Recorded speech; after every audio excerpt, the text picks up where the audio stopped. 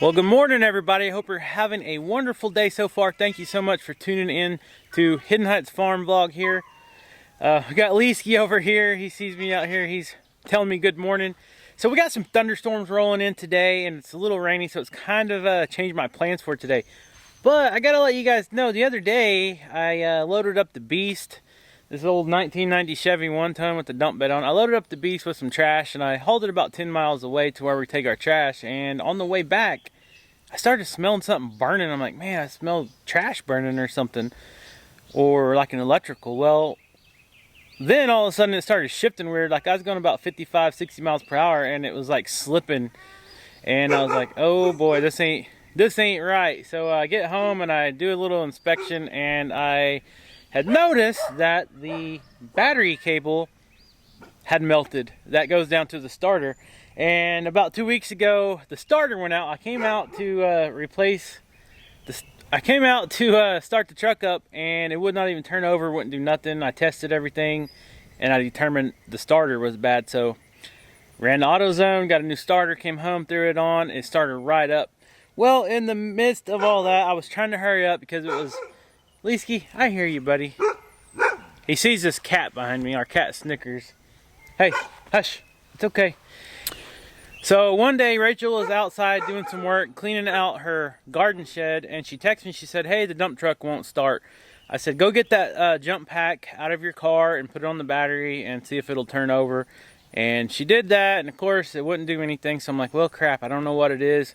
Hopefully a mouse did not get in the truck and chew the wires, because we've had that happen here before. No help from the cat. But anyways, I get home after work and I go out and I put the jump pack on there and start testing everything, and determined that it was a bad starter. I ran to AutoZone, got a new starter, threw it on, and by this time it's almost dark and it fired right up.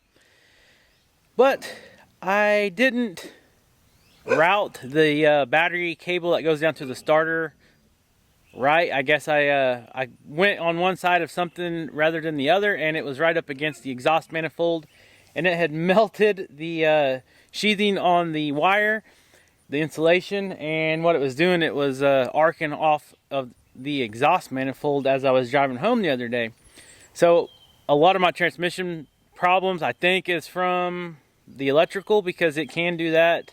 A lot of these newer type trucks, this isn't a newer truck by no means, but when I say newer, when they start getting the computers and all the electronics, a lot of that is electronic. So when you have battery problems or power issues or anything like that, that can make it do that. So I got a new battery cable. That's what I'm going to do. I got to make some room in the shop. I'm going to try to pull this in there because I don't want to start working on it and it start pouring down rain again.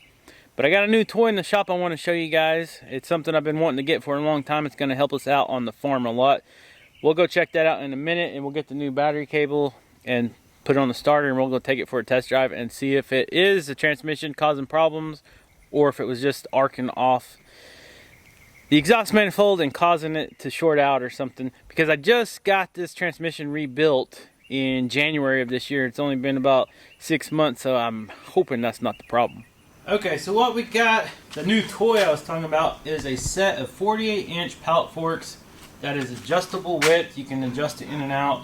This is going to be a big help here on the farm, because you know we always buy sacks of feed and stuff like that. We're always buying things, and it will save a lot of work on our back. And I use the bucket of the Kubota M59 right now to do a lot of the stuff, but these pallet forks will make things so much easier. Of course, you know we got the lumber we're storing and stuff. We're cutting on the sawmill. That will help doing all that a lot better.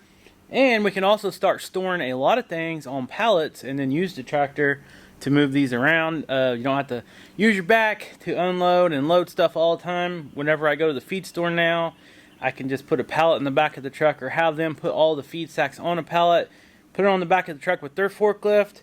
When I get home, I can unload it with this. So what I'm going to do first is I got to go take the bucket that is on the loader right now. I'm going to go set that off over where I keep all the equipment and the attachments. And then we'll come back over here with an empty loader and hook this up, and we'll put it together. It shouldn't be that hard. I ordered this thing off of Amazon, of course, and they shipped it right to our house. So we'll see how easy it is to assemble.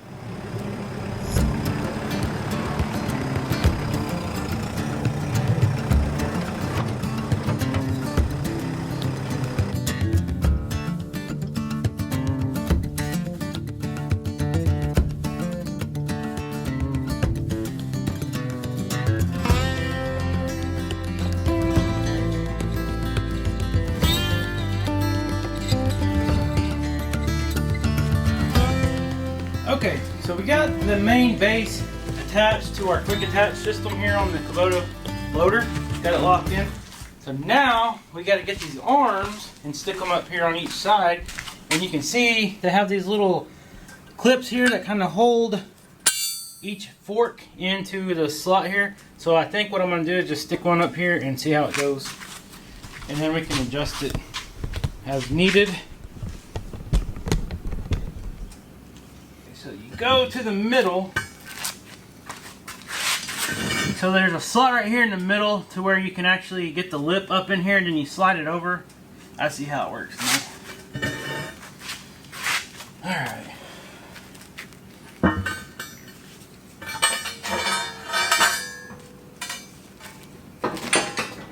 Just like that.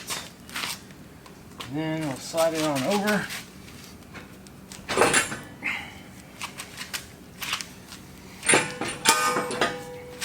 First one's in.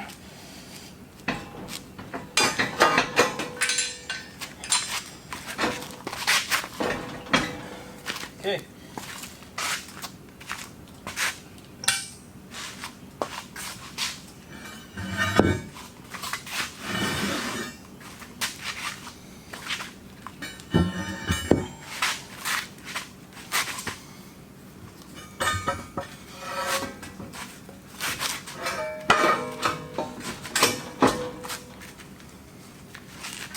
Okay, we got our forks assembled. Now we can get this out of the way.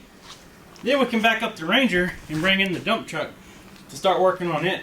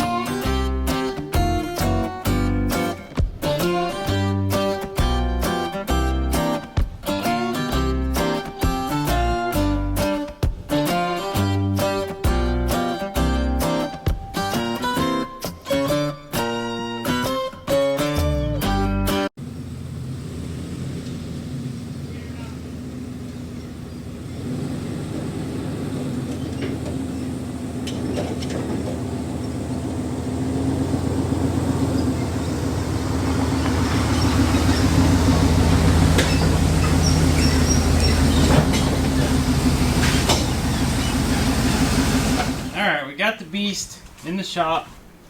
So let's pop the hood and I'll show you guys what's going on.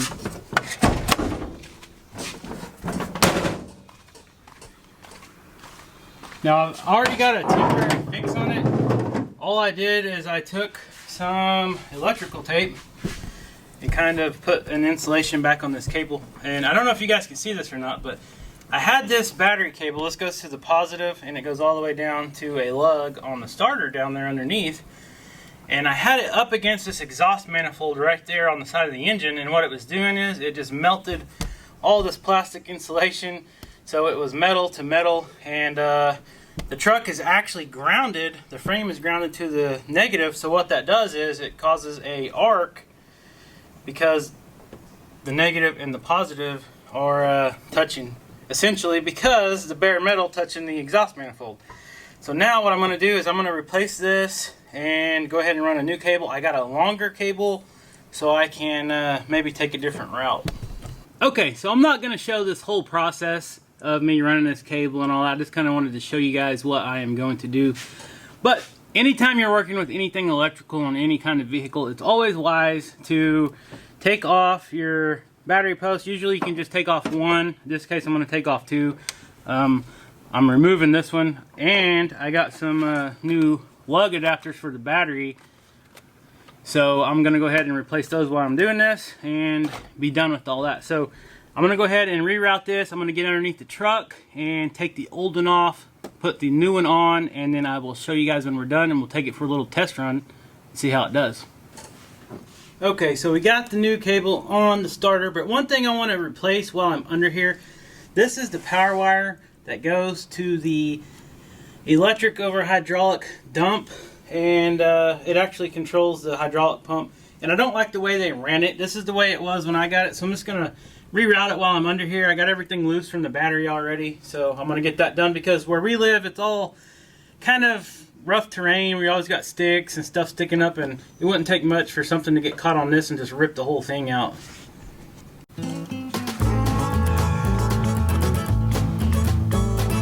Likely the light of mine will burn out in the mountains where I spend my rambling years.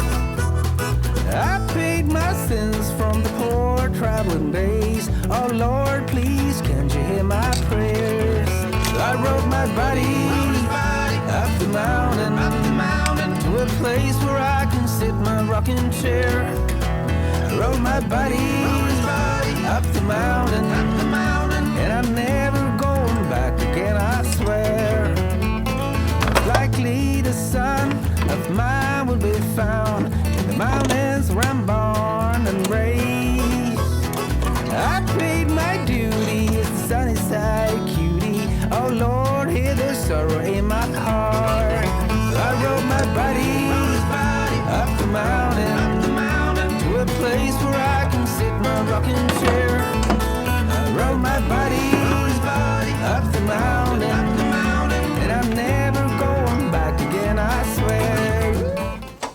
Alright, so we got everything ran, put back together, got everything tightened up, and let me show you what the old one looked like.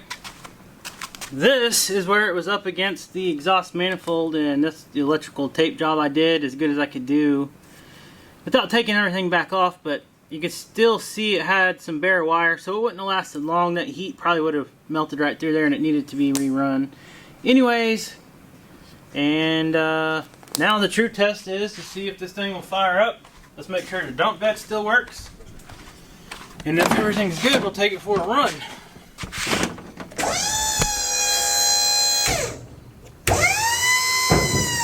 Hydraulics have power.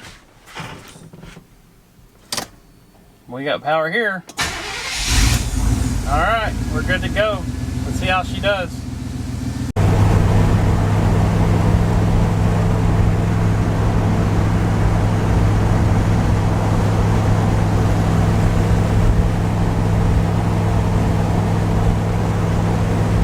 Success! So I couldn't record much while I was driving for safety precautions, and this thing don't have air conditioning.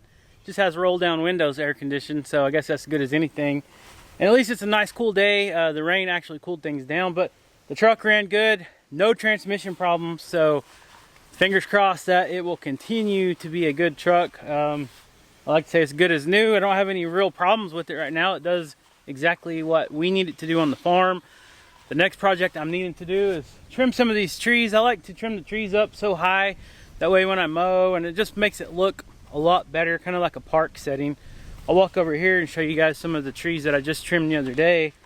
And the truck wasn't really a problem the way it was recently. I could still drive it around the house and stuff and use it to work on the farm, but whenever I got on the highway and I was trying to go about 50 to 60 miles per hour, when it was hitting fourth gear, it seemed like it was just slipping. So I was like, oh man, I just spent a lot of money on that transmission to have it rebuilt. I don't need that going out on me right now, but I think we fixed it. It was just the electrical problem, and that was all my fault. Just getting in a hurry, trying to fix the alternator, replacing it, and then rerouting the cable, and I didn't route it the right way, and it burned it in two pretty much. So here's some trees I just did next to the shop. This is like pretty much how we like to kind of try to keep the trees. These we did last year, so it's about time to do them again, you can see, but it just makes everything look a lot nicer and cleaner.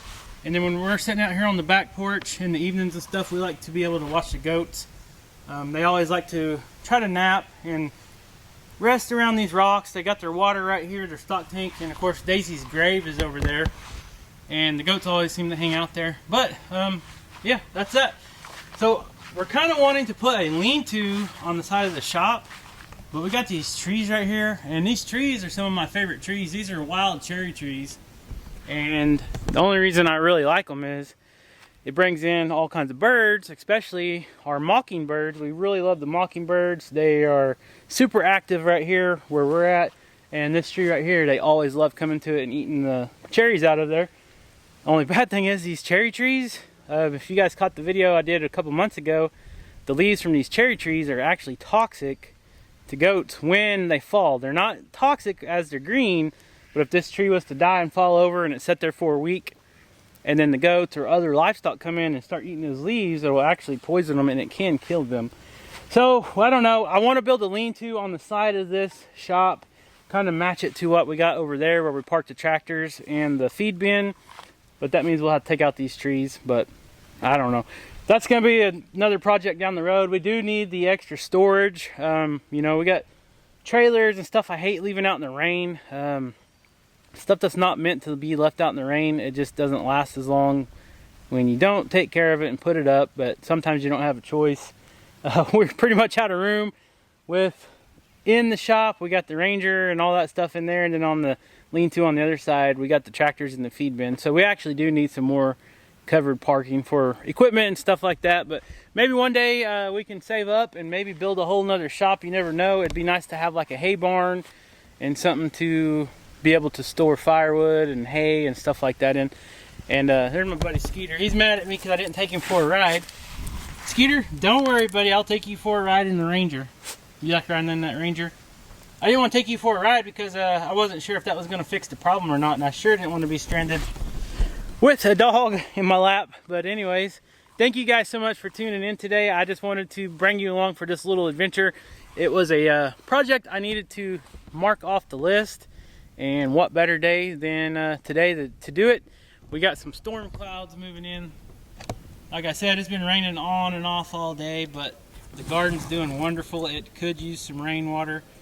Nothing is better for your garden as far as watering than rainwater. It beats the city water, rural water any day because they don't have all the chlorine and all that stuff in there. So if you guys aren't subscribed, please consider hitting that subscribe button.